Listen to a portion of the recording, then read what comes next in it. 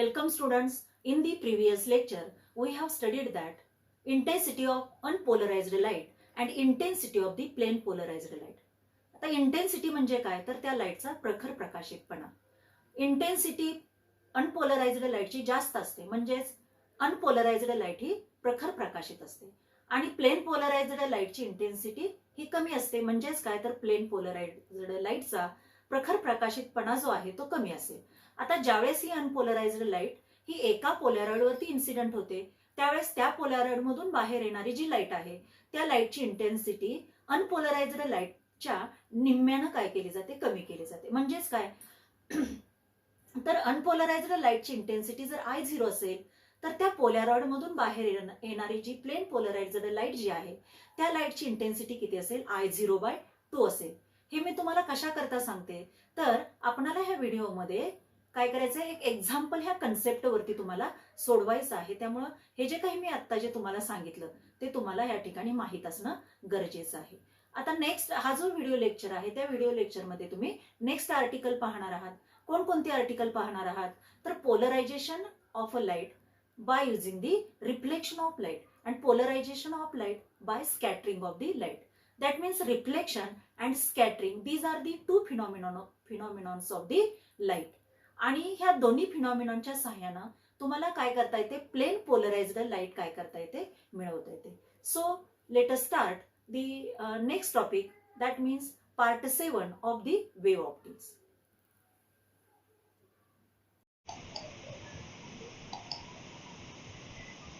Students, this is an example of Mallo's law.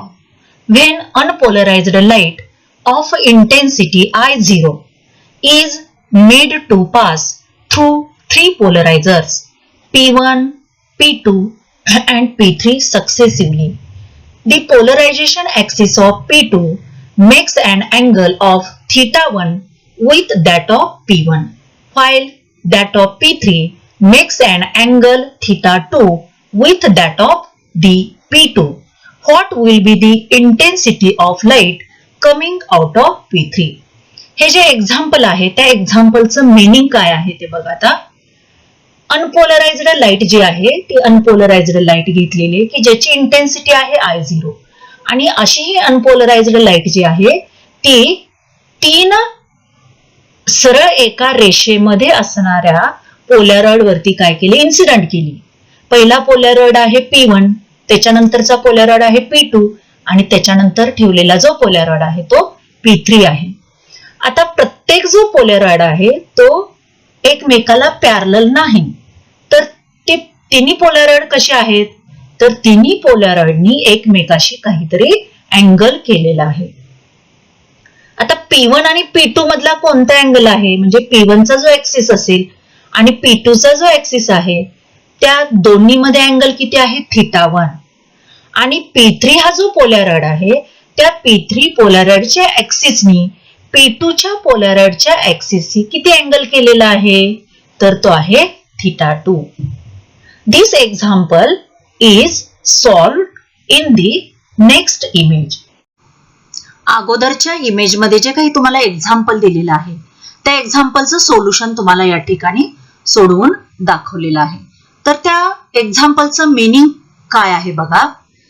If this is the unpolarised light whose intensity is I0 and this unpolarized light is incident on the first polaroid P1, then again incident on the second polaroid P2 and then again incident on the third polaroid P3. These three polarids are kept successively, म्हणजे एकानंतर एक एकापाठोपाठ एक हे तिन्ही पोलॅरॉइड काय केलेले आहेत, ठेवलेले आहेत. Then what is the magnitude of the intensity of the light which is coming from the third polaroid? इथल्या लाईटची जी इंटेन्सिटी असेल ती किती असेल असा तुम्हाला प्रश्न जो आहे किंवा ते एक्झाम्पल जे आहे ते एक्झाम्पल विचारलेलं आहे. Okay, this is the I0 is the intensity of the unpolarized light. Then this is the first polarizer whose axis is vertical. We know that this is the plane polarized light. That means only vertical vibrations काय केली जातील इथं पुढं pass केली जातील आणि त्याची amplitude किती असेल, E10 असेल. Okay, then Suppose intensity of this plane polarized light is denoted by the notation I1. Okay, then I1 ची व्हॅल्यू किती असेल तर इथल्या अँप्लिट्यूडच्या स्क्वेअर एवढी असेल. म्हणजे I1 इक्वल टू किती येणार E10 स्क्वेअर येईल. आणि तुम्हाला माहित आहे की अनपोलराइज्ड लाईट जेव्हा एखाद्या पोलरायझर वरती इन्सिडेंट होते त्यावेळेस त्या पोलरायझर मधून बाहेर येणारी जी लाईट असेल त्या लाईटची इंटेन्सिटी जी आहे ती अनपोलराइज्ड लाईटच्या इंटेन्सिटीच्या बरोबर निम्मी किंवा हाफ बरोबर तुम्हाला ह्या ठिकाणी मिळणार आहे. म्हणजेच काय, इथली इंटेन्सिटी जर I0 असेल तर इथल्या प्लेन पोलराइज्ड लाईटची इंटेन्सिटी किती मिळणार I0/2 मिळणार. हे आपण पाठीमागच्या लेक्चर मध्ये पाहिलेलं आहे. म्हणजेच इथल्या इंटेन्सिटीसाठी इक्वेशन कसं मिळेल I1 equal to E10 square equal to I0/2. Okay, then this amplitude again incident on the second polaroid whose axis makes an angle θ1 with the axis of the first polaroid, that means P1. आता ह्या पोलॅरॉइड मधून E10 चा कोणता component पुढे pass केला जाईल तर तुम्हाला माहित आहे ह्या E10 चा जो कंपोनंट आहे तो कंपोनंट ह्या ऍक्सिसला जो पॅरलल असेल तेवढाच कंपोनंट इथं पुढे पास केला जातो. म्हणजेच काय तर E10 चा कंपोनंट ह्या ऍक्सिसला पॅरलल असणारा कोणता E10 cos θ हा P2 मधून काय केला जाईल पुढे पास केला जाईल. आणि इथं जी वेव्ह मिळणार आहे किंवा इथं जी प्लेन पोलराइज्ड लाईट मिळेल त्या प्लेन पोलराइज्ड लाईटचे अँप्लिट्यूड किती असणार E10 cos θ1. ओके, आता या ठिकाणी इथल्या अँप्लिट्यूडची इथली जी काही प्लेन पोलराइज्ड लाईट आहे त्याची intensity suppose denoted by the notation I2. इथली इंटेन्सिटी किती असेल तर इथल्या अँप्लिट्यूडच्या स्क्वेअर एवढी असणार आहे. आणि ती किती येणार I2 equal to E10 square into cos square θ1. Okay, then this light is again incident on the this component is again incident on the third polaroid whose axis makes an angle θ2 with the second polaroid. Second polaroid च्या ऍक्सिसशी third polaroid च्या ऍक्सिसनी किती again angle केलेला आहे तर θ2 एवढा angle केलेला आहे. मग आता इथला ज्यावेळेस E10 cos θ1 हा जो ही जी इलेक्ट्रिक फील्डची जी व्हायब्रेशन आहे किंवा हा जो कंपोनंट आहे तो ज्यावेळेस इथे इन्सिडेंट होईल त्यावेळेस E10 cos θ1 पैकी कोणती व्हायब्रेशन्स पुढे पाठवली जातील तर जी व्हायब्रेशन्स ह्या तिसऱ्या पोलराइडच्या ऍक्सिसला पॅरलल असतील तेवढीच व्हायब्रेशन्स इथं पुढे पाठवली जातील. आणि हॉरिझॉन्टल डायरेक्शन मध्ये असणारी व्हायब्रेशन्स काय केली जातील ब्लॉक केली जातील थांबवली जातील. मग E10 cos θ1 चा कोणता कंपोनंट हा ह्या डायरेक्शन मध्ये असेल तर तो कोणता असणार E10 cos θ1 cos θ2. ज्याप्रमाणे आपण इथं घेतलेला E10 चा ह्या ऍक्सिस मध्ये असणारा कोणता कंपोनंट असतो E10 cos θ1. त्याचप्रमाणे ह्या E10 cos θ1 चा ह्या ऍक्सिस मधून पास होणारा कंपोनंट कोणता येणार तर इथल्या अँगलचा cos θ2 नी E10 cos θ1 ला काय करावं लागेल मल्टिप्लाय करावं लागेल. म्हणजेच काय येणार तर E10 cos θ1 into cos θ2. This is the amplitude of this plane polarized light which is emitted by the third polaroid. Okay, then I3 is the intensity of the light which is observed at this position or light intensity of light coming from the third polaroid. I3 equal to काय मिळेल तर इथल्या अँप्लिट्यूडचा square मिळेल. म्हणजेच काय I3 equal to E10 square cos square θ1 into cos square θ2. Okay, but we know that E10 square equal to I0/2. Put this value of E10 square I0/2 in this equation, then we get I3 equal to I0/2 cos square θ1 cos square θ2. That means this is the amount of intensity of light which is emitted by the third polaroid at this position when unpolarized light of intensity I0 is incident on the first polaroid म्हणजेच काय तर polaroid P1 वरती जर I0 एवढ्या इंटेन्सिटीची unpolarized light जर incident झाली तर तिन्ही पोलॅरॉइडची अशा प्रकारे मांडणी असताना तिसऱ्या पोलॅरॉइड मधून बाहेर पडणाऱ्या लाईटची इंटेन्सिटी जी आहे ती किती असेल I3 equal to I0/2 I0/2 cos square θ1 cos square θ2 म्हणजे जर तुम्हाला θ1 θ2 I0 ची जर व्हॅल्यू दिली असेल तर तुम्ही तिसऱ्या पोलॅरॉइड मधून बाहेर पडणाऱ्या लाईटची इंटेन्सिटी जी आहे त्याची व्हॅल्यू काय करू शकता कॅल्क्युलेट करू शकता. Okay, here we observe the polarisation by reflection. आता हे जे आर्टिकल जे आहे त्या आर्टिकलचं मीनिंग जे आहे ते अगोदर आपण समजावून घेऊया. पोलरायझेशन फिनॉमिनॉन ही तुम्हाला माहित आहे. आता पोलराइज्ड लाईट कशी मिळवायची तर bye reflection. Reflection is the phenomenon of light. Light काय केली जाते एखाद्या रिफ्लेक्टिंग सरफेस वरती इन्सिडेंट होते त्यावेळेस ती काय केली जाते रिफ्लेक्ट केली जाते. ओके, म्हणजेच प्लेन पोलराइज्ड लाईट मिळवायची मात्र कशी by reflection. Okay, this is the meaning of polarisation by reflection.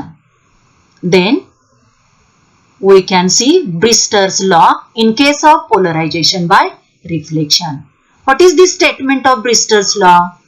The tangent of polarizing angle is equal to the refractive index of the refracting medium at which partial reflection takes place. This is the statement. ह्या स्टेटमेंटचं meaning आपण समजावून घेऊया. आपल्याला एक medium घ्यायचं आहे. कसं medium पाहिजे रिफ्रॅक्टिंग मीडियम पाहिजे. आणि हे रिफ्रॅक्टिंग मीडियम कसं असेल तर ज्याच्यावरती लाईट इन्सिडेंट केल्यानंतर ती जी लाईट जी आहे ती लाईट पार्शियली रिफ्लेक्ट झाली पाहिजे आणि पार्शियली रिफ्रॅक्ट सुद्धा झाली पाहिजे. अशा प्रकारे एक रिफ्रॅक्टिंग किंवा ट्रान्सपरंट मीडियम तुम्हाला घ्यावं लागेल. दी tangent of polarizing angle. पोलरायझिंग angle तुम्हाला पुढच्या इमेजमध्ये डिटेलमध्ये याचं मीनिंग जे आहे ते मीनिंग समजेल. Okay, the tangent of polarizing angle is equal to the refractive index. म्हणजे ते जे काही रिफ्रॅक्टिंग मीडियम जे तुम्ही घेतलेलं आहे त्या रिफ्रॅक्टिव्ह मीडियमचा हा तो काय असणार आहे रिफ्रॅक्टिव्ह इंडेक्स असेल. Okay, then we here observe that mathematical statement of this Brewster's law काय आहे बघा. तर हे स्टेटमेंट तुम्ही ह्या मॅथमॅटिकल फॉर्म्युल्यावरून लक्षात ठेवू शकता. कशा प्रकारे बघा टँजंट ऑफ पोलरायझिंग अँगल और ब्रिस्टर्स अँगल असं म्हटलं जातं त्याला. Tangent of polarizing angle is equal to the refractive index of the medium. Refractive index of the medium at which partial reflection takes place. परत एकदा बघा the tangent of the Brewster's angle or the tangent of the polarizing angle is equal to the refractive index of the refracting medium at which partial reflection takes place. Okay, this is the proof of the Brewster's law.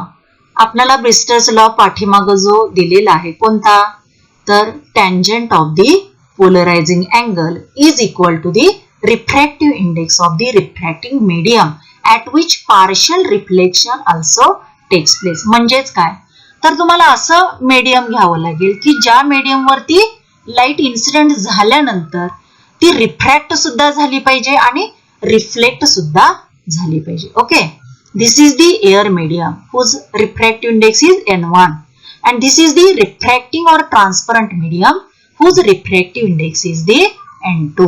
Okay, then when unpolarized light is incident on this refracting medium, ज्यावेळेस unpolarized light ह्या refracting medium वरती incident होईल त्यावेळेस नॉर्मलशी केलेला जो angle असेल तो suppose आपण किती कन्सिडर केला theta.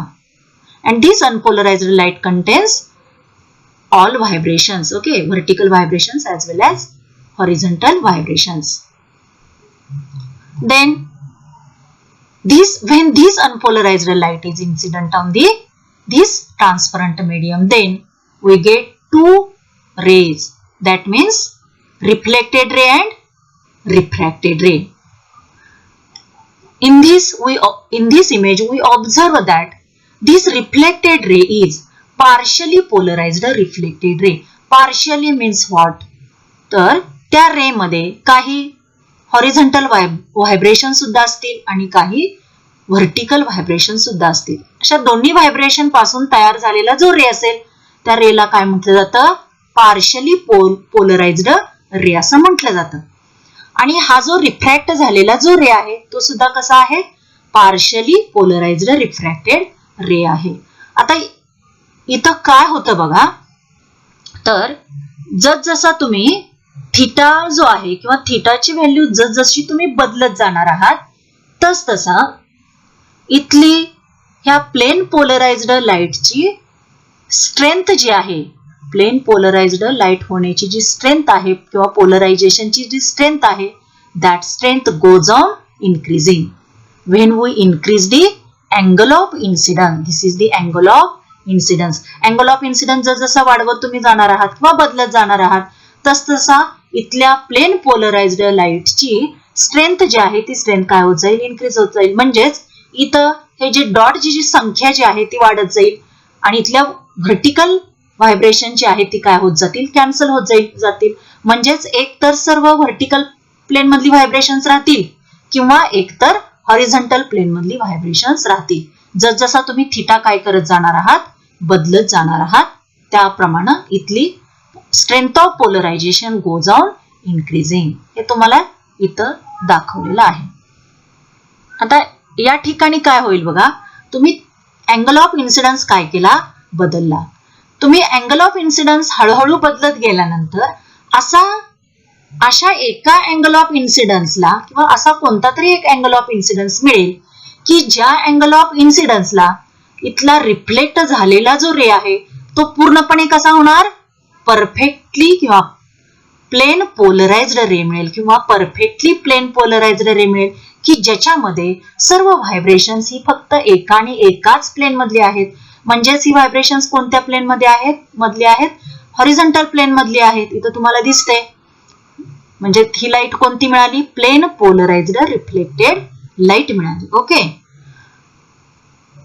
And this angle is denoted by the theta b and this theta b is called as polarizing angle. Okay. आता ज्यावेळेस इथला अँगल ऑफ इन्सिडन्स हा पोलरायझिंग अँगल होईल किंवा ह्याला ब्रिस्टर्स अँगल सुद्धा असं म्हटलं जातं. बी फॉर ब्रिस्टर्स अँगल सुद्धा असं म्हटलं जातं किंवा पोलरायझिंग अँगल सुद्धा असं म्हटलं जातं. ज्यावेळेस अँगल ऑफ इन्सिडन्स हा पोलरायझिंग अँगल होईल त्यावेळेस इथला रे हा परफेक्टली प्लेन पोलराइज्ड होईल आणि ह्या रिफ्लेक्टेड रे मधला आणि रिफ्रॅक्टेड रे मधला जो अँगल आहे तो अँगल किती होणार? 90 डिग्री. म्हणजेच ज्यावेळेस अँगल ऑफ इन्सिडन्स हा अँगल ऑफ पोलरायझेशन एवढा होईल किंवा ब्रिस्टर्स अँगल एवढा होईल त्यावेळेस या ठिकाणी तुम्हाला दोन गोष्टी पाहायला मिळतील. एक म्हणजे रिफ्लेक्टेड रे हा परफेक्टली प्लेन पोलराइज्ड होईल, पूर्णपणे प्लेन पोलराइज्ड होईल आणि ह्या दोन्ही मधला रिफ्लेक्टेड रे मधला आणि रिफ्रॅक्टेड रे मधला अँगल किती होणार? 90 degree. Okay. And this angle is called as ब्रिस्टर्स angle.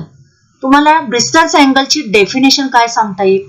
तर it is the angle of incidence. It is the angle of incidence at which reflected ray becomes completely plane polarized. Okay.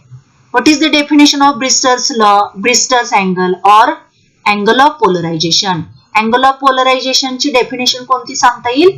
It is the angle of incidence at which reflected ray becomes completely plane polarized. Okay. And when angle of incidence becomes Bristol's angle, at that time angle between the reflected ray and refracted ray is equal to the 90 degree. म्हणजे दोन्ही एकमेकाला कसे होणार? Perpendicular होणार आहेत. आता तुम्हाला हे झाली डायग्राम. हे डायग्रामचे एक्सप्लेनेशन ह्या ठिकाणी सांगितलं तुम्हाला. आता काय करायचंय तर ब्रिस्टल्स लॉची प्रूफ द्यायची आहे. म्हणजेच काय करणार आहात तर तुम्ही काय प्रूफ करणार आहात तर tangent of the polarizing angle, okay, tangent of the polarizing angle is equal to the refractive index of the refracting medium. Tangent of the polarizing angle is equal to the refractive index of the refracting medium. हे तुम्हाला काय करायचंय, prove करायचं आहे. तर त्याची proof कशा प्रकारे तुम्हाला इथं दिलेली आहे बघा. Here we observe that theta b plus theta r equal to 90 degree. Okay, theta B आणि थिटा आर ची मॅग्निट्यूड जी आहे ती किती असणार, 90 डिग्री. हे तुम्हाला ह्या डायग्राम वरून सांगता येईल. कशा प्रकारे बघा, तर हे सर्व जे कोन जे आहेत, इथला अँगल असेल, इथला अँगल असेल, इथला अँगल असेल, कशा आहेत, एक रेषीय सगळे कोन आहेत. ओके, ह्या तिन्ही कोनांची बेरीज म्हणजे इथला अँगल आणि हा अँगल, ह्या तिन्ही कोनांची बेरीज किती येणार, 180 डिग्री येणार. ओके, त्यातला हा जो अँगल आहे त्याची व्हॅल्यू किती असणार, 90 degree. Okay, then theta B plus theta R ची व्हॅल्यू किती होईल, 90 degree. Okay, theta B plus theta R equal to 90 degree. From this equation we can write theta R equal to 90 degree minus theta B, 90 degree minus theta B. Okay, this is equation number 1.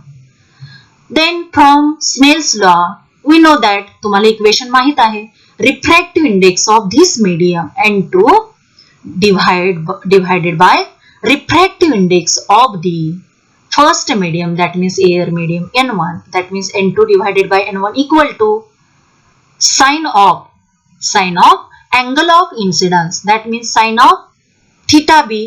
इथं angle I आपण घेतो नेहमी, त्याच्याऐवजी इथं angle कोणता आलेला आहे, theta बी आलेला आहे. त्यामुळे आपण काय घेणार आहोत, साइन थिटा बी घेणार आहोत, divided by sine theta R, where theta R is the angle of refraction. आपण नेहमी आर घेतो, साइन आर म्हणता तुम्ही, इथं काय घेतलेलं आहे, इथं थिटा आर आहे म्हणून आपण काय म्हटलेलं आहे, sine of theta R. Okay, N2 divided by N1 equal to sine theta B divided by sine theta R. This is the Snell's law. अगोदर आपण हे इक्वेशन पाहिलेलं आहे. And suppose this is equation number 2. Then put the value of equation 1 in equation 2. We get equation 1 ची value जर आपण equation 2 मध्ये जर ठेवली तर काय मिळेल, थिटा आर च्या ऐवजी काय ठेवायचं, 90 डिग्री मायनस थिटा बी. जिथं थिटा आर आहे तिथं किती ठेवून द्या, ह्या इक्वेशन मध्ये 90 डिग्री मायनस थिटा बी. म्हणजेच काय मिळेल, N2 divided by N1 equal to sin theta b divided by sin 90 degree minus theta b. Okay, but we know that mathematics मध्ये हे तुम्हाला झालेलं आहे. काय आहे, तर sin of 90 degree minus theta b equal to cos theta b. म्हणजेच काय, तर sin 90 minus theta equal to तुम्ही काय लिहिता, थीटा लिहिता. इथं फक्त थीटा च्या ऐवजी काय आहे, थीटा बी आहे. म्हणजे तुम्ही काय लिहिणार आहात, sin 90 degree minus theta b equal to cos theta b लिहिणार आहात. ओके, आणि ही जी व्हॅल्यू आहे ती व्हॅल्यू ह्या इक्वेशन मध्ये जर घातली, त्या प्लेसच्या ठिकाणी किंवा ह्या व्हॅल्यूच्या ठिकाणी जर घातली तर काय मिळेल, N2 divided by N1 is equal to sin theta b divided by cos theta b. आता sin theta divided by cos theta हे सुद्धा तुम्हाला मॅथमॅटिक्स मध्ये झालेलं आहे. आणि ती व्हॅल्यू किती असते, तर sin theta divided by cos theta equal to sin theta b divided by cos theta b equal to tan theta b. हा नियम तुम्हाला माहित आहे, मॅथमॅटिक्स मध्ये तुम्हाला झालेलं आहे. म्हणजे काय मिळेल, N2 divided by N1 equal to tan theta b. Okay, आता हाच काय आहे, तर ब्रिस्टर्स लॉ आहे. बघा कशा प्रकारे, तर tangent of the polarizing angle is equal to the refractive index of the refracting medium. Okay, therefore we get theta b equal to tan आपण इकडे घेतलं तर काय होणार, tan inverse of N2 divided by N1, tan inverse of N2 divided by N1. This is the Brewster's law. हा काय झाला, ब्रिस्टर्स law झाला. म्हणजेच ब्रिस्टर्स लॉ ची जर प्रूफ तुम्हाला जर मिळवायची असेल, म्हणजे हे जर मिळवायचं असेल तर तुम्ही सुरुवात कुठून करणार आहात, तर जे तुम्हाला माहित आहे, म्हणजे काय माहित आहे, स्नेल्स लॉ तुम्हाला माहित आहे, त्या स्नेल्स लॉ पासून काय करणार आहात, सुरुवात करणार आहात. आणि स्नेल्स लॉ मध्ये इथल्या काही टर्म प्रमाणे बदल करत जा की जेणेकरून शेवटी काय मिळालं पाहिजे तुम्हाला, टॅन थिटा बी मिळाला पाहिजे. म्हणजेच काय, तर N2 divided by N1 equal to काय मिळालं पाहिजे, टॅन मिळाला पाहिजे. ह्याचा अर्थ काय आहे, ह्या साइन, हा जो काही साइन थिटा जो आहे, त्या साइन थिटा आरच्या ऐवजी व्हॅल्यू कोणती यायला पाहिजे, कॉस थिटा बी यायला पाहिजे. ओके, म्हणजे ह्या इक्वेशन मध्ये तुम्हाला कशा प्रकारे बदल करता येईल की जेणेकरून इथं तुम्हाला कॉस थिटा बी लिहिता येईल. या गोष्टीचा विचार करून तुम्ही ही जी प्रूफ जी आहे ती प्रूफ काय करता येईल, तुम्हाला लिहिता येईल. हा जो काही फॉर्म्युला जो आहे त्या फॉर्म्युल्यावरती एक्झाम्पल सुद्धा तुम्हाला परीक्षेमध्ये विचारलं जातं. आता एक्झाम्पल कशा प्रकारे विचारलं जातं हे आपण नेक्स्ट इमेज मध्ये पाहूया. ओके स्टुडंट्स, हे जे काही एक्झाम्पल तुम्हाला दिलेलं आहे ते एक्झाम्पल ब्रिस्टर्स लॉ वरती डिपेंडंट आहे. एक्झाम्पल कोणतं आहे बघा, for what angle of incidence will light incident on a bucket filled with liquid having refractive index 1.5 be completely polarized after reflection. म्हणजेच काय, तर तुम्हाला या एक्झाम्पल मध्ये अँगल ऑफ इन्सिडन्स काढायचा आहे की ज्या अँगल ऑफ इन्सिडन्सला ती जी रिफ्लेक्ट झालेली जी लाईट असेल, म्हणजेच काय, तर इन्सिडेंट होणारी जी लाईट आहे ती कशावरती इन्सिडेंट होणार, बकेट मध्ये असणाऱ्या पाण्यावरती काय होणार, इन्सिडेंट होणार. पाण्यावरती इन्सिडेंट झाल्यानंतर ती जी लाईट आहे ती पार्शियली रिफ्लेक्ट होईल आणि पार्शियली रिफ्रॅक्ट होईल. आता रिफ्लेक्ट झालेला जो रे आहे तो कसा येणार आहे, polarised after reflection, completely polarised after reflection. आणि तुम्हाला माहित आहे की ज्यावेळेस रिफ्लेक्टेड रे हा कम्प्लिटली पोलराइज्ड रे असतो त्यावेळेस अँगल ऑफ इन्सिडन्स जो असेल त्या अँगल ऑफ इन्सिडन्सला काय म्हटलं जातं, ब्रिस्टर्स अँगल किंवा अँगल ऑफ पोलरायझेशन. आणि तो तुम्हाला या एक्झाम्पल मध्ये काय करायचं आहे, कॅल्क्युलेट करायचं आहे. आणि ते जे वॉटर जे आहे किंवा त्या बकेट मधलं जे लिक्विड आहे, सॉरी वॉटर दिलेलं नाही, तुम्हाला एक प्रकारचं लिक्विड दिलेलं आहे, ते जे लिक्विड जे आहे त्या लिक्विडचा रिफ्रॅक्टिव्ह इंडेक्स जो आहे तो किती या ठिकाणी दिलेला आहे, तर 1.5 दिलेला आहे.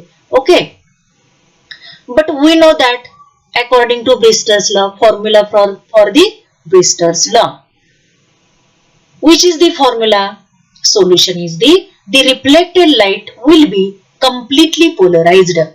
Okay, when the angle of incidence is equal to the Brewster's angle, and this angle is given by the formula theta b equal to tan inverse of n2 divided by n1, where n2 is the refractive index of the refracting medium. That means here refracting medium is liquid whose refractive index is 1.5.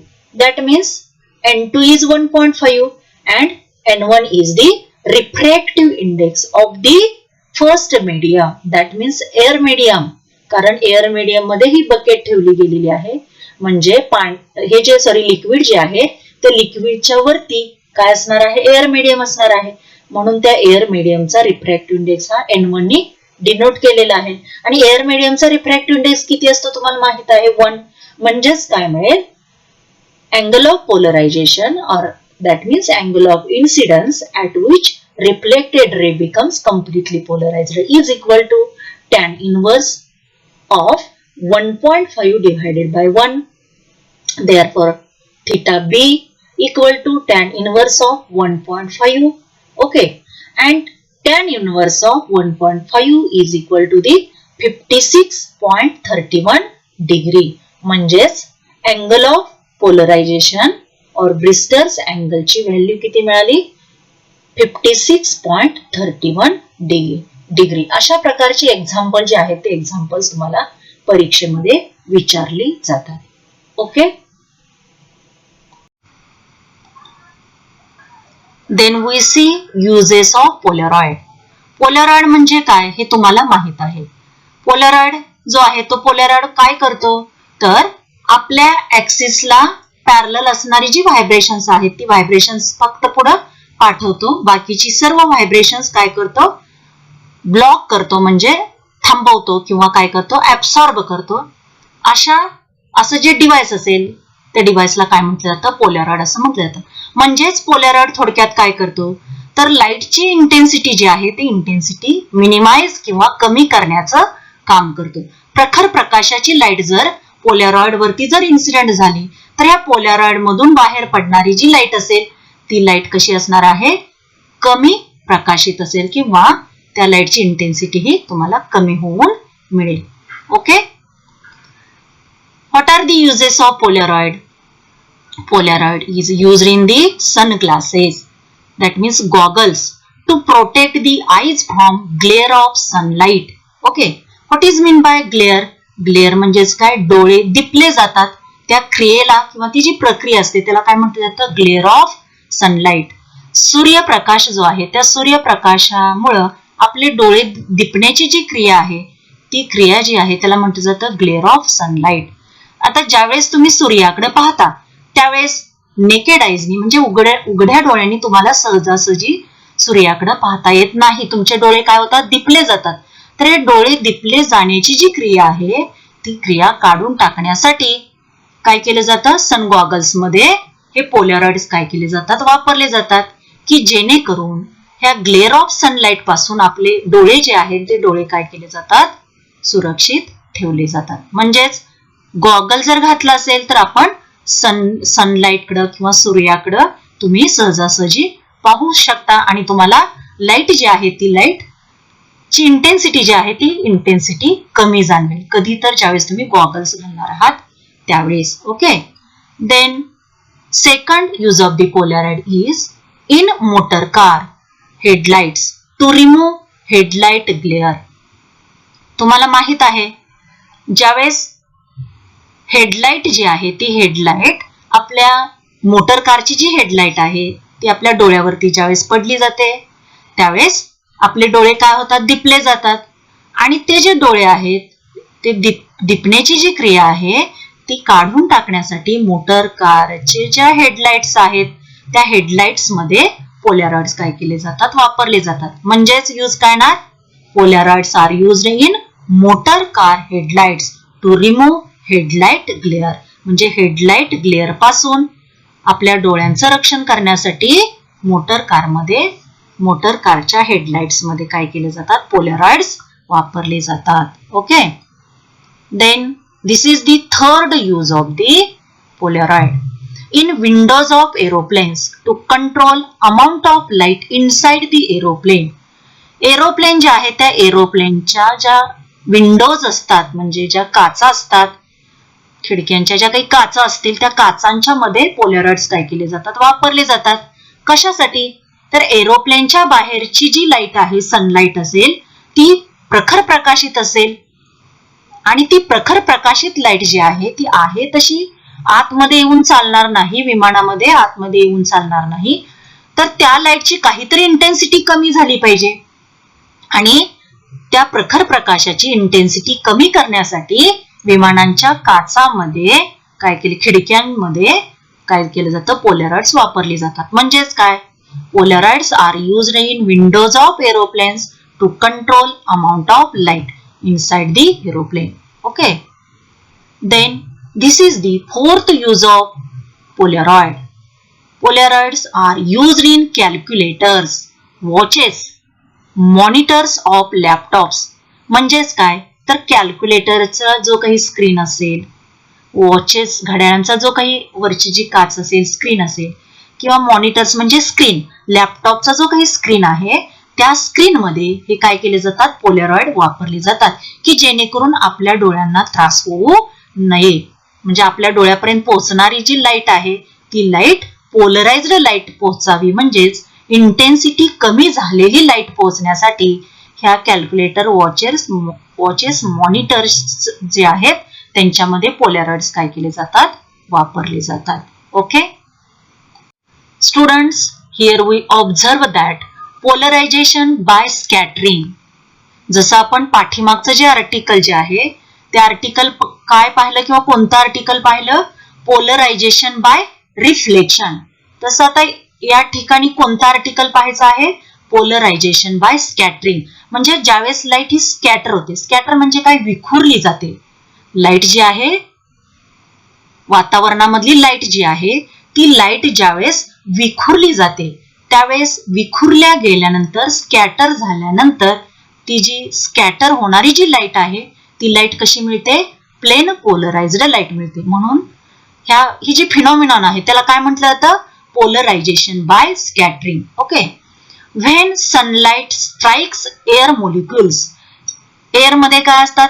Air molecules असतात. वातावरणामध्ये काय असतात? Air molecules असतात किंवा dust particles असतात. Okay. When light rays are incident on these air molecules or dust particles, then that light changes its direction. ती जी light जी आहे त्या लाईटची डायरेक्शन काय होते? वेगळी होते किंवा ती लाईट जी आहे ती लाईट सर्व बाजूंना काय होते? पसरली जाते, विखुरली जाते. And this is called as scattering of light. Okay, this is called as scattering of light. Then here we observe that we see the sky as blue because of this scattering. ही जी scattering phenomenon वातावरणामध्ये होत असल्यामुळं, लाईटचं scattering होत असल्यामुळंच आपणाला sky जो आहे किंवा आकाश जे आहे ते आकाश कशा प्रकारे दिसतं? ब्ल्यू कलरचं दिसणार आहे. आता ब्ल्यू कलरचंच का दिसेल? तर या कन्सेप्टच्या पाठीमागे सुद्धा काहीतरी रिझन आहे. ते रिझन कोणतं आहे बघा? Wavelength of blue colour is less than wavelength of all other colour. Hence there is maximum scattering of blue colour in the atmosphere. हे जे काही मी आता जे तुम्हाला सांगितलं त्याचं मेनिंग काय आहे बघा? तर जी लाईट आपल्याला व्हिजिबल रिजन मध्ये आढळते, म्हणजे जी लाईट आपल्याला डोळ्यांना दिसते, त्या लाईटची वेवलेंथ जी आहे, ते लाईटचे कलर्स जे आहेत ते कशा प्रकारे आहेत?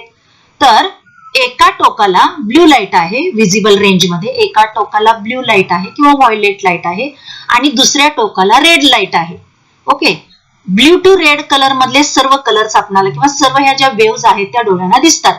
रेड कलरच्या पुढच्या वेवलेंथची वेव आपणाला दिसत नाही किंवा ब्ल्यू कलरच्या अगोदरच्या ज्या वेवलेंथची जी वेव आहे ती आपणाला दिसत नाही. म्हणजे एवढेच वेव्स तुम्हाला ब्ल्यू टू रेड कलरच्या वेवलेंथची वेव जी आहे किंवा ती जी लाईट जी आहे ती लाईट तुम्हाला दिसते.